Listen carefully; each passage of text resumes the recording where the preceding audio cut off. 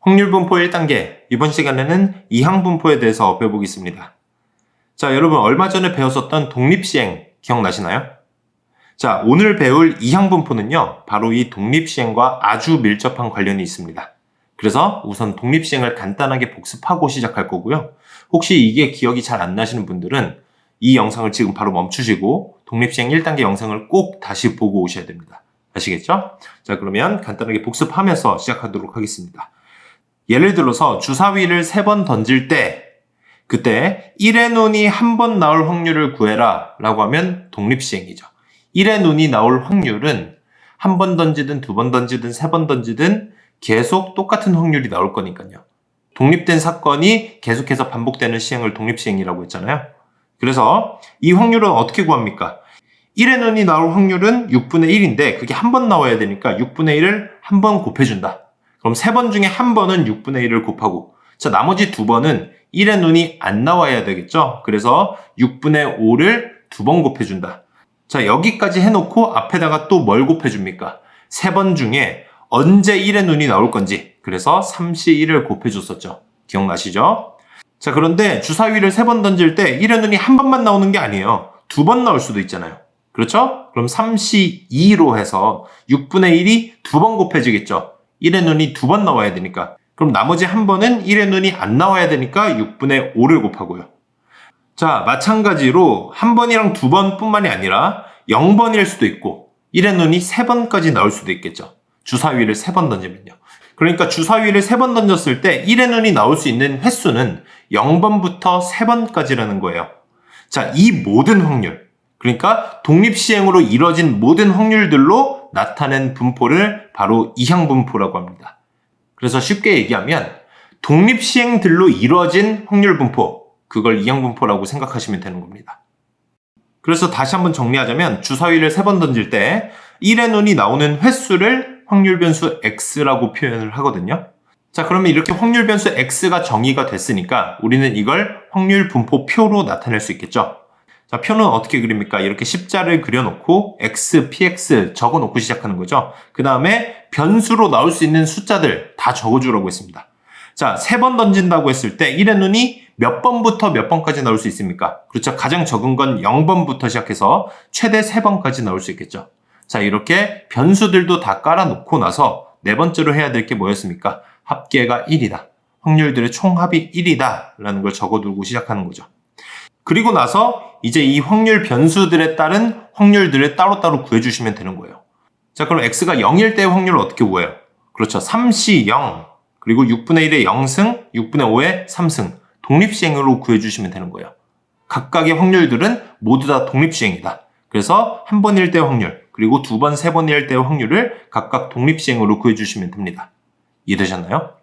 그래서 이항 분포는 모든 확률들이 독립시행으로 이루어진 확률 분포다 라고 생각해 주시면 되는 겁니다. 아시겠죠? 자, 그래서 이 이항 분포를 어떻게 나타내는가 하면 bn, p라고 나타내요. 자, 여기서 n이랑 p가 무슨 의미냐면요. n은 총 시행 횟수를 의미합니다. 그리고 p는 확률을 의미해요. 자, 시행 횟수는 뭐예요? 주사위를 3번 던졌잖아요. 그러니까 반복된 시행 횟수. 그래서 여기서는 n이 3이 되겠죠. 자, 그리고 p는 뭐가 됩니까? 그 사건이 일어날 확률이에요. 여기서는 1의 눈이 나올 횟수를 물어봤으니까 1의 눈이 나올 확률을 구해주면 되겠죠. 몇이에요? 6분의 1이 되는 겁니다.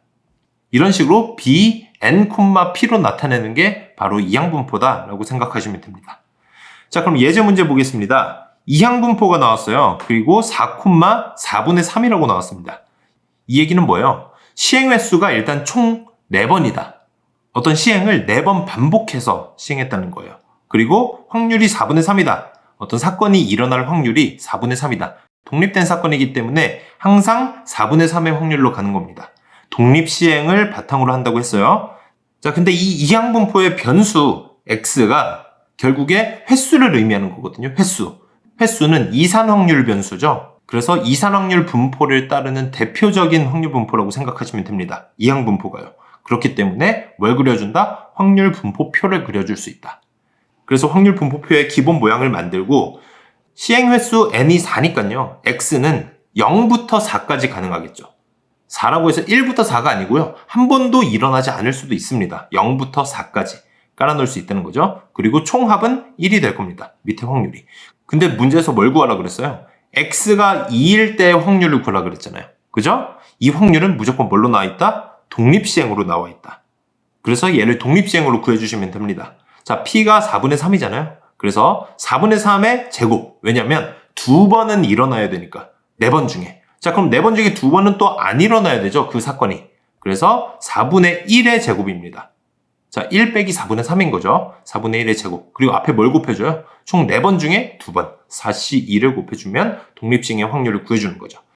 자, 이런 식으로 이항분포를 줬는데 거기에서 몇일 때의 확률, 몇일 때의 확률을 구해라. 이항분포를 이용해서 확률을 구하라고 하면요. 당연히 독립시행 문제를 푸시는 겁니다. 왜냐면 이항분포는 다 독립시행의 확률로 이루어져 있으니까요. 이해되셨죠? 이항분포 문제인데 확률을 물어봤다? 무조건 독립시행 문제다 라고 생각해 주세요. 자, 다음 문제 보겠습니다. 이번에도 이항분포가 나왔죠? 5,3분의 1. 자, n이 5고 그리고 p가 3분의 1이라는 겁니다. 이 두 개의 정보만 가지고도 표를 그릴 수 있어야 돼요. 자, 확률 분포표 기본 모양을 만들고 자, 지금 n이 5니까요. x는 0부터 5까지 가능하겠죠. 0도 포함된다는 거 잊지 마세요. 자, 그리고 합계는 1이다. 이것도 항상 까먹지 말고 적어주시고요. 자, 문제에서 뭘 물어봤습니까? x가 4 이상일 확률. 지금 4일 확률, 5일 확률 이 두 개를 더해주면 되는 거죠.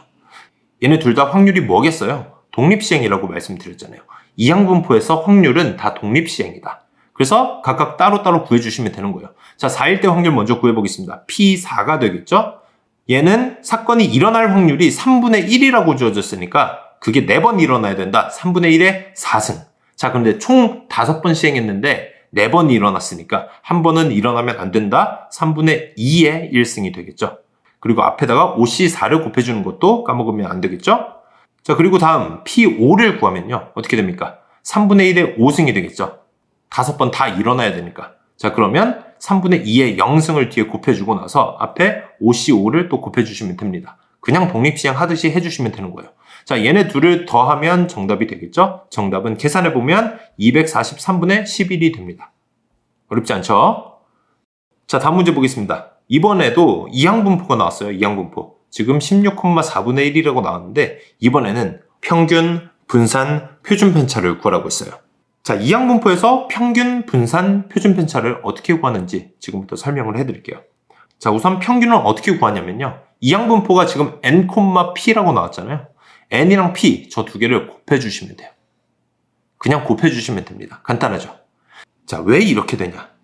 사실 이거를 공식을 유도하는 것보다요. 이거는 우리가 본능적으로 알고 있습니다. 자, 예를 들어서 보여드릴게요. 자, 동전을 100번 던지는 이런 독립시행이 있다고 해봅시다. 그랬을 때 앞면은 평균적으로 몇 번 나올까 한번 생각해 보세요. 자, 100번 던지면 앞면은 몇 번 나올 것 같습니까? 그렇죠. 한 50번 나오겠죠.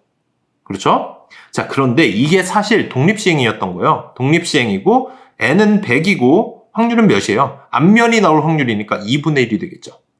자, 그리고 50번은 어떻게 나온 겁니까? 그렇죠. 본능적으로 이 둘을 곱한 겁니다. n과 p를 곱한 거예요.